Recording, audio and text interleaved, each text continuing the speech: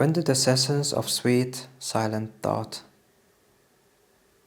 I summon up remembrance of things past. I sigh the lack of many a thing I sought, and with old woes knew well my dear time's waste. Then can I drown an eye, unused to flow, for precious friends hid in death's dateless night, and weep afresh love's long since cancelled woe, and moan the expense of many a vanished sight. Then can I grieve at grievances foregone, and heavily from woe to woe the lower, the sad account of far bemoaned moan which I knew pay as if not paid before. But if the while I think on thee, dear friend, all losses are restored, and sorrows end.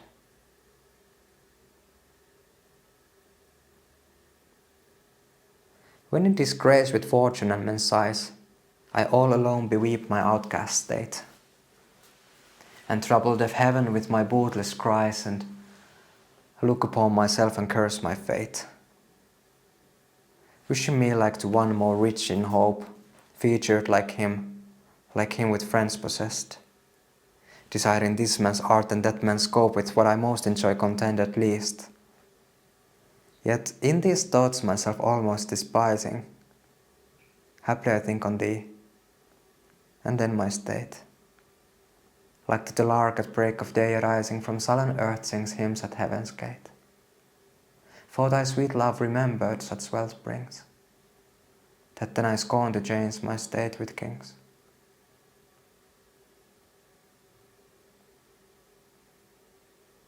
Devouring time, plant thou the lion's paws, and make the earth devour her own sweet brood. Pluck the keen teeth from the fierce tiger's jaws, and burn the long-lived phoenix in her blood. Make glad and sorry seasons as thou fleetest, and do whatever thou wilt, swift-footed time, to the wide world and all her fading sweets, but I forbid thee one most heinous crime. Oh, carve not with thy hours my love's fair brow, nor draw no lines there with thine antique pen. Him in thy course untainted do allow, for beauty's pattern to succeeding men.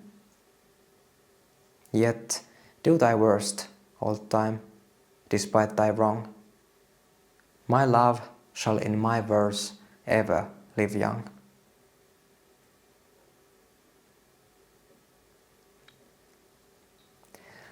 Like as the waves make towards the pebbled shore,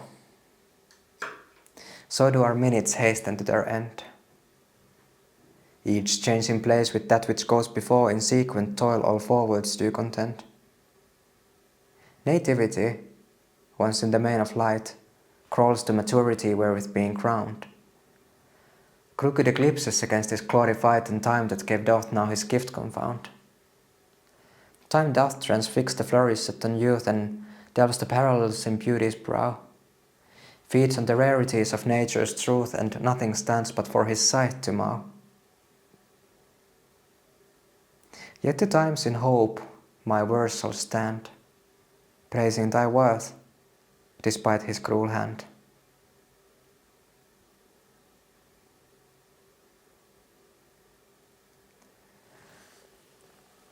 Shall I compare thee to a summer's day? Thou art more lovely and more temperate. Rough winds do shake the darling buds of May, and summer's lease hath all too short a date. Sometime too hot the eye of heaven shines, and often is his cold complexion dimmed, and every fair from fair sometime declines, by chance or nature's changing course untrimmed. But thy eternal summer shall not fade, nor lose possession of that fair thou owest, nor shall death brag thou wanderest in his shade, when in eternal lines the time thou grows. So long as men can breathe and eyes can see, so long lives this, and this gives life to me.